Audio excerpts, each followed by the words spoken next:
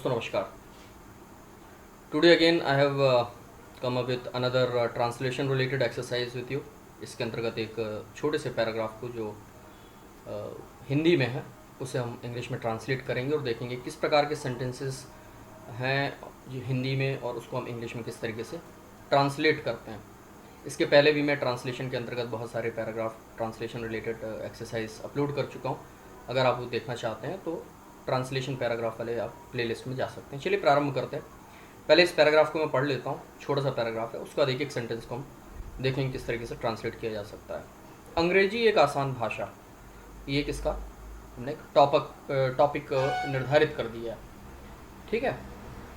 इसमें लिखा हुआ है अंग्रेजी एक बहुत ही साधारण भाषा है, आसान भाषा है, किंतु कुछ लोग इसे कठिन भाषा समझते हैं। इसकी वजह शायद यह है कि अपने स्कूल के दिनों में उन्हें इस भाषा का ज्ञान सही तरीके से नहीं दिया गया। अंग्रेजी विषय के नाम पर उन्हें मात्र कोई कविता या कभी कोई कहानी पढ़ा दी जाती और फिर उस पर आधारित प्रश्नोत्तर करवा दिए जाते। जहाँ तक इस भाषा के सही प्रयोग करने संबंधी योग्यता को हासिल करने का सवाल है, ये देखिए, ये सेंटेंस अगर आप देखेंगे थोड़ी सी कॉम्प्लेक्स है, बट इतना भी कठिन नहीं कि हम बना ना सकें, इसको सिर्फ ध्यान देने की जरूरत है। जहाँ तक इस भाषा के सही प्रयोग करने संबंधी योग्यता को हासिल करने का सवाल है, अधिकतर छात्र छात्राएं 12वीं की परीक्षा उत्तीर्ण करने के बावजूद अंग्रेजी में एक साधारण वाक्य बनाने की स्थिति में भी नहीं होते। ऐसे में इस विषय के प्रति एक अनजाने डर और नाना प्रकार की भ्रांतियों का होना स्वाभाविक ही है।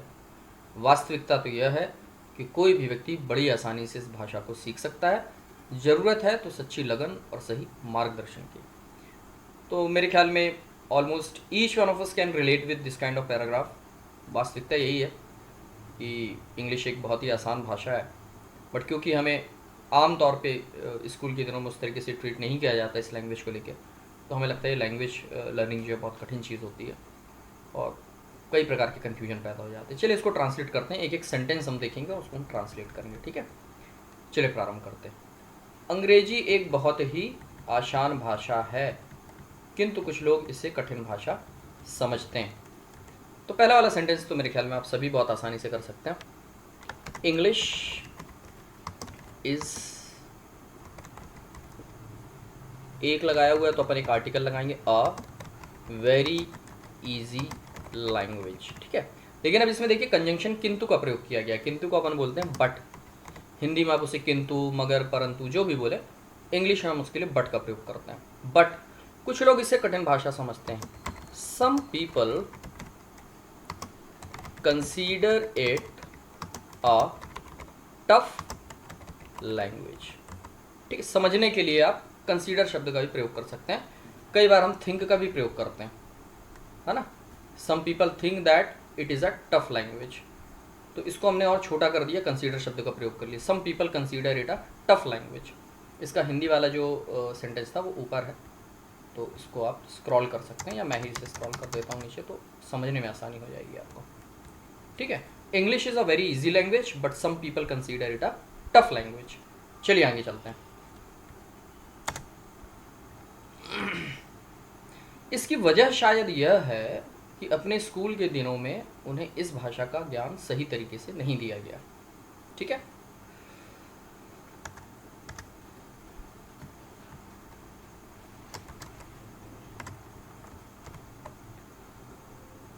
इसको मैं फॉन्ट साइज इसकी बढ़ा दूं तो देखने में थोड़ी आसानी होगी आपके लिए। शायद के लिए अपन प्रोबेबली का यूज कर लेते हैं। Probably the main cause of this is that, अपने स्कूल के दिनों में, that during the school days, ठीक है, उन्हें इस भाषा का ज्ञान सही तरीके से नहीं दिया गया। ड्यूरिंग, इसको द स्कूल डेज की जगह अपन देयर कर देते हैं, देयर, उनके स्कूल के दिनों में, है ना। During their school days they were not given, क्या नहीं दिया गया, इस भाषा का ज्ञान सही तरीके से। They were not given the knowledge of this language properly. ये हो गया अपना, बिल्कुल simple. Probably the main cause of this is that during their school days they were not given the knowledge of this language properly. ये इसका translation हो गया। एक एक सेंटेंस अगर आप ट्रांसलेट करना सीखना चाहते हैं, वो मैंने अलग प्लेलिस्ट बनाई हुई है, आप उसमें जाके देख सकते हैं। प्रेजेंट टेंस के, पास्ट टेंस के, सारी चीज़ें बताई गई है। But here we are learning how to translate a paragraph. और आप समझते हैं किसी पैराग्राफ में अलग अलग प्रकार के सेंटेंस मिक्स होते हैं, तो उसकी एक्सरसाइज हो रही है। ठीक है, चलिए आगे चलते हैं। ये सेंटेंस थोड़ी बड़ा है, इसको बहुत ध्यान से देखना होगा हमें, ताकि कोई चीज़ छूटने ना पाए।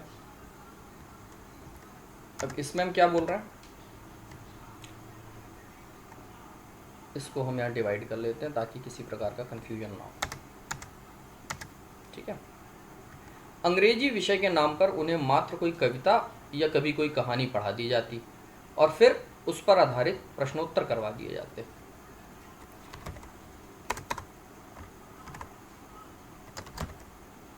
इसकी फॉन्ट साइज फिर बढ़ानी होगी हमें।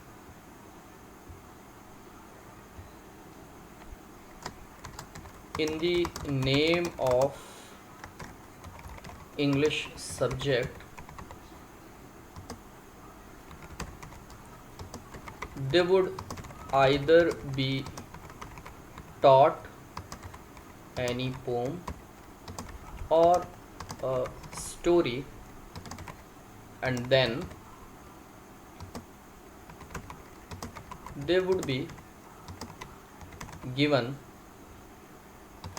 an exercise based on them।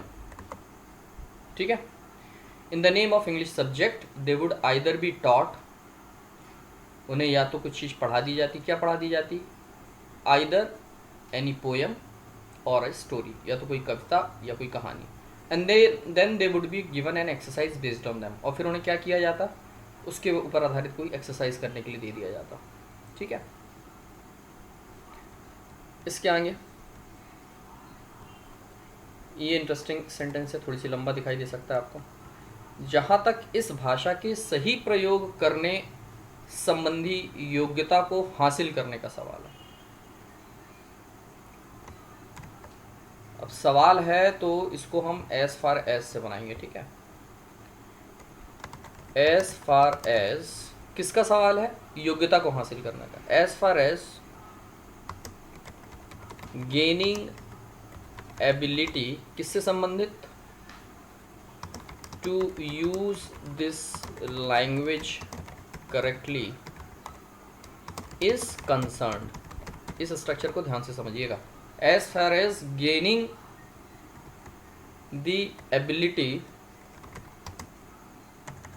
Ability के साथ एक्चुअली अपन ऑफ यूज करते हैं, तो अपन उसी को यूज करेंगे। As far as gaining the ability of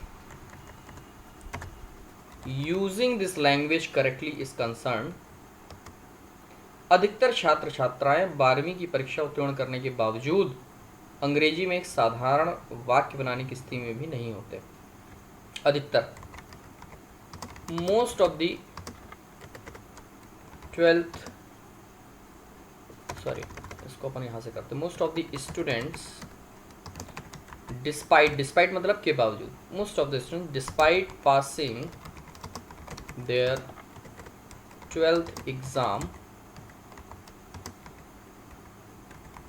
they are not able to make a simple sentence in English।